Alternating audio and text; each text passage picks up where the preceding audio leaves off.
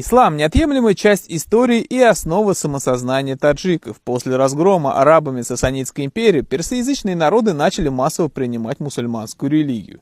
Среди предков современных таджиков немало великих ученых и богословов. В их числе называют даже Абу Ханифу. Таджики также особенно гордятся персом Салманом Аль-Фариси, одним из известнейших сподвижников пророка. Да благословит его Аллах и приветствует. С приходом ислама он круто изменил их. То есть они, как нация, как народ, сохранили свой язык.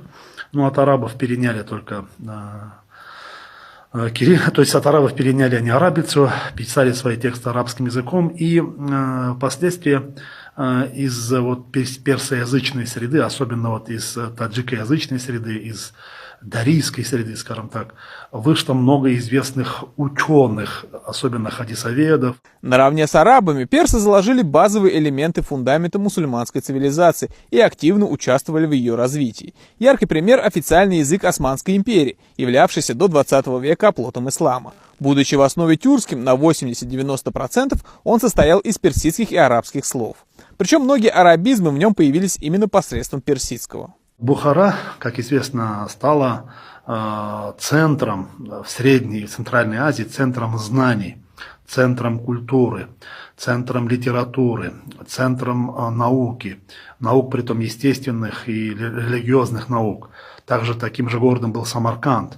То есть здесь, если судить по этим двум городам, они были персидскими городами. Персидский язык в эпоху расцвета исламской цивилизации стал вторым по значимости после арабского.